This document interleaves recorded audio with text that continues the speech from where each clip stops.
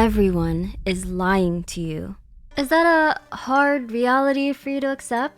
I don't blame you, cause it's not easy with that cute face and beautiful music. And between the two of us, I'd fall for the lies too. Penacony has honestly given me more trust issues than any Tinder date has, but I think it's also the planet that made me really fall in love with Honkai Star Rail. The emotional and mental whiplashes Trailblaze mission put me through is insane, and from here on, I vow to cover more Honkai Star Rail lore along with Genshin, of course.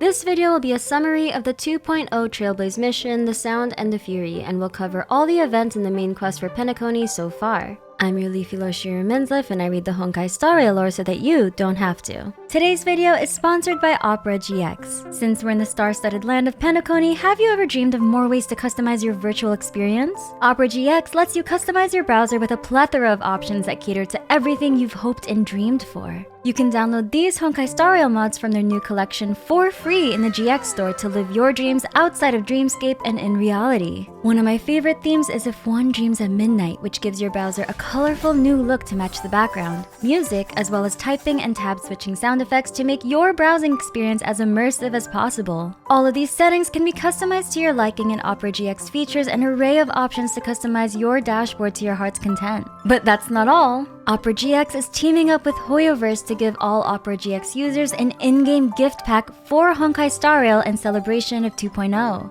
All you need to do is click the GX corner, click join on the Honkai Star Rail promotion to generate your code, and log in to redeem Stellar Jade and other goodies. Opera GX also has a native integration with AI like ChatGPT and ChatSonic, the former of which I've personally used for fun. Okay, listen, I was auto-farming some Ascension materials in the background. This function is readily available on your browser's sidebar, and with just one click, you can initiate a conversation with ChatGPT to help you with idea generation, summaries, itineraries, or even finding builds of your favorite game. Opera GX is also equipped with an import tool that allows you to quickly import all your settings from your previous browser to Opera GX, like browsing history, bookmarks, and cookies. It's also compatible with every Google Chrome extension in order to make your transition from any browser to Opera GX smoother, way smoother than your journey to the Dreamscape. You can use the link down below to download Opera GX and have a happy customizing, Trailblazer. After the Stellaron Hunter's interruption at the Xianzhou Luofu, the Astral Express crew finally make their way to their original destination, Penacony, the planet of festivities and the land of dreams. Before departure, Pom Pom has 3 important reminders for the crew. Number 1, Penacony is located in a star system brimming with high levels of memoria, a cosmic phenomenon that blurs the line between reality and dreams. Everyone will experience varying degrees of dizziness, hallucinations, and distorted memories. Number 2, the family is Penacony's governing body, blessed by Xipe, the Aeon of Harmony. It's also the first time in centuries that the family has extended public invitations to Penacony to other galactic factions. Number 3 might be the most important.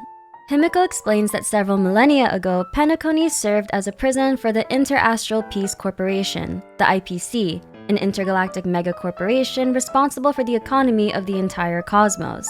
The IPC advocates free trade, issues money, and monopolizes resources, and their absolute dominance over wealth and relentless expansion is attributed to their dedication towards the Aeon of Preservation, the Amber Lord Clivehoth.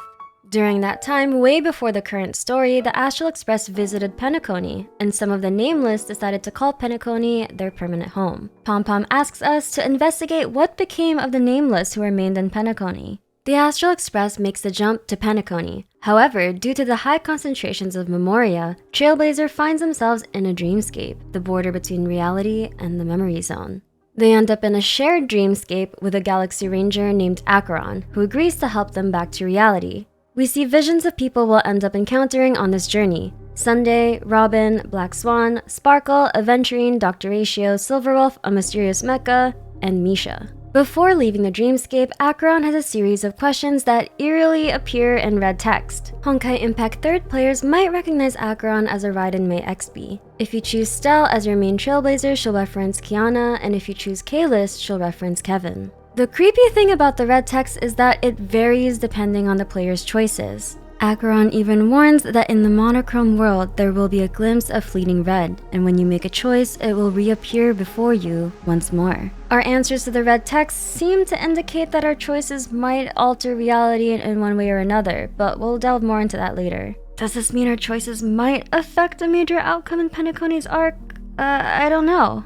Acheron unceremoniously boops us out of the dreamscape, and we awaken with the Astral Express having landed at Penacony.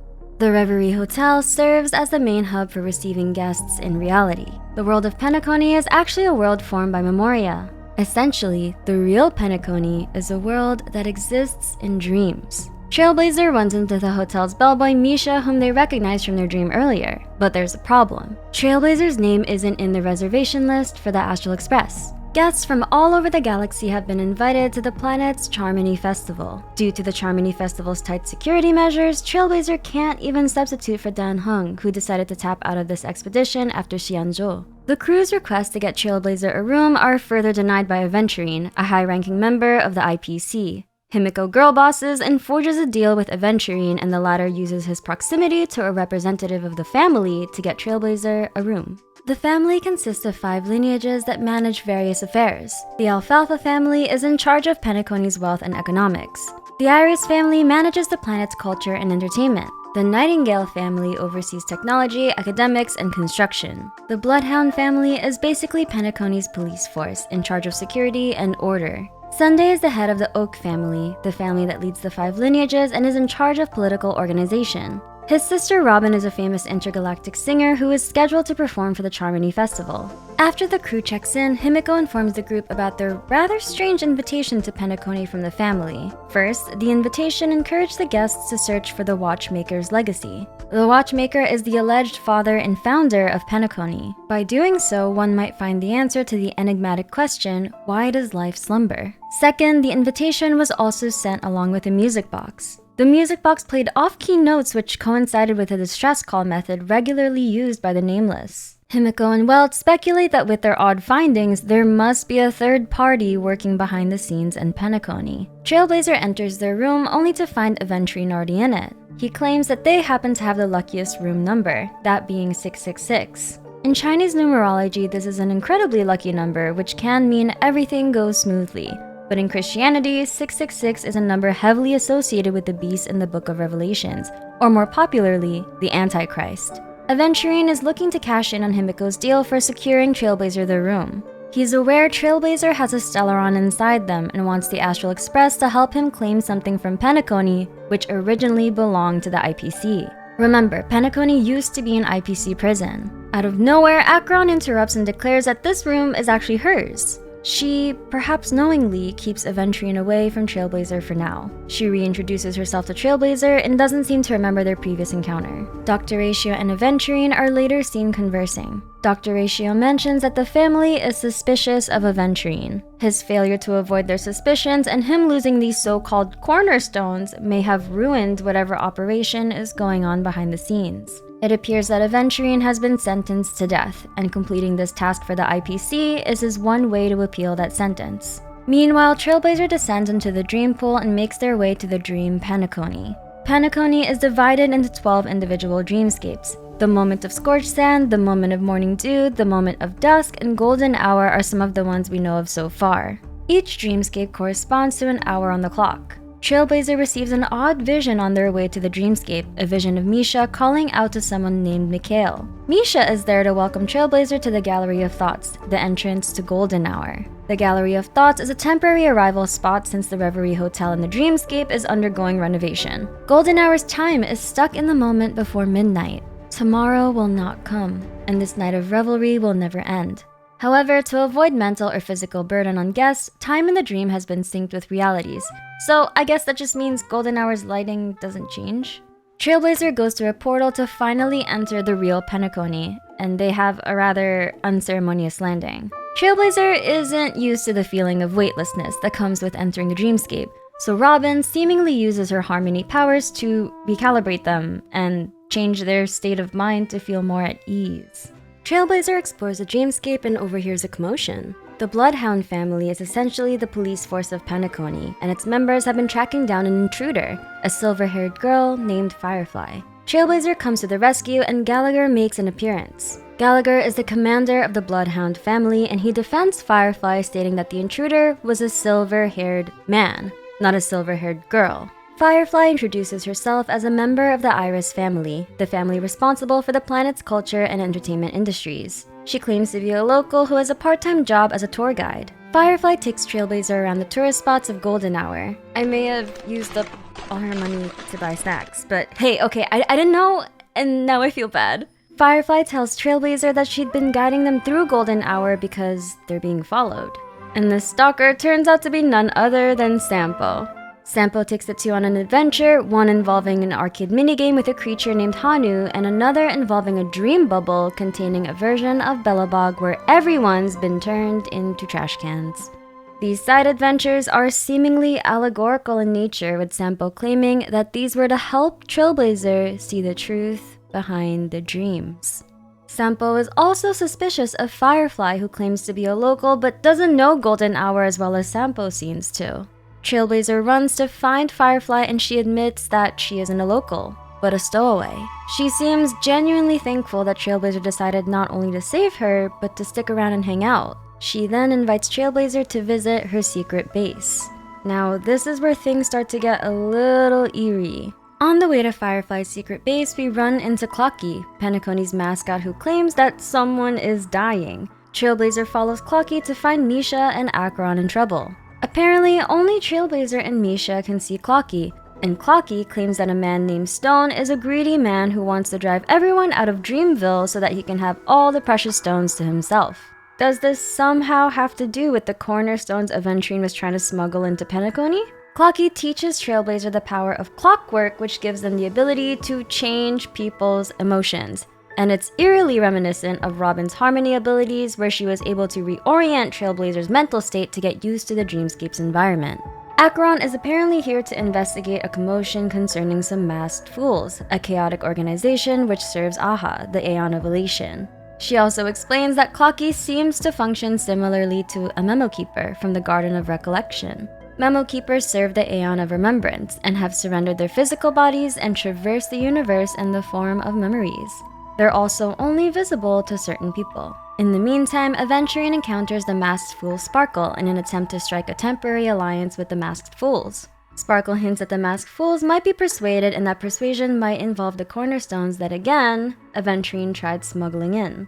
The pair continue on their journey, and Firefly takes Trailblazer to the Dream's Edge, an area of Penacony that's under construction. They arrive at Firefly's secret base and have a sweet moment where she shares some really personal information. Firefly is indeed a stowaway. Her hometown was destroyed by the Legion or the Swarm, and she's an interstellar refugee in Penacony. She claims to have a wish she can't fulfill in the real world, but can in the dream world. She also suffers from entropy loss syndrome, an irreversible chronic disassociation of the physical body, resulting in it slowly fading away. Meaning, she's quite literally fading away from existence, and the dreamscape allows her to live as a normal person. She claims to also be after the Watchmaker's legacy, but wishes not to make an enemy out of Trailblazer. If you enjoyed your emotional date with Firefly, you also have the option of commemorating this talk with a selfie if you choose the March Dialogue option. Trailblazer receives a text from the Astral Express group chat with members explaining that they've experienced some strange occurrences that they should talk about ASAP. Firefly and Trailblazer attempt to go to the Dream Reverie Hotel to try to return to reality, but keep in mind, the Dream Hotel is under renovation. Trailblazer notes the unusual lack of people back in Golden Hour. The pair encounters Sampo once more, who expresses disappointment in Trailblazer for wasting time with Firefly and failing to learn the truth. We learn that this Sampo is Sparkle in disguise, and Sparkle sends the two into the real Dreamscape.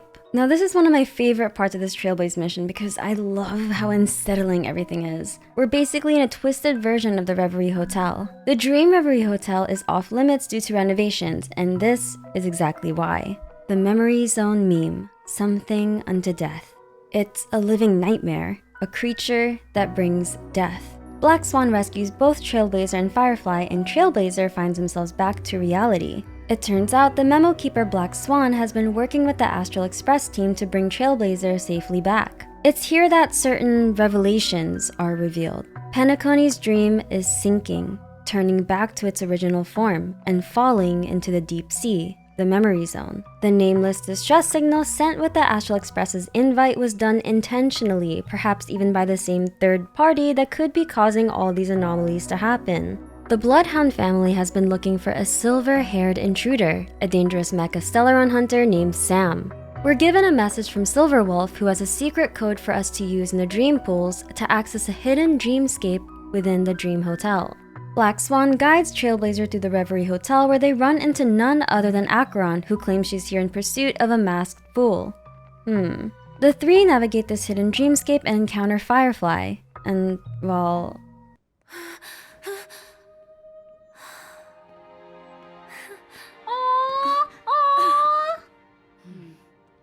Uh-oh, they're sus. No, not again!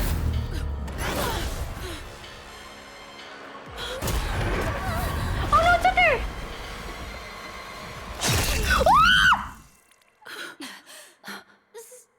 Sorry.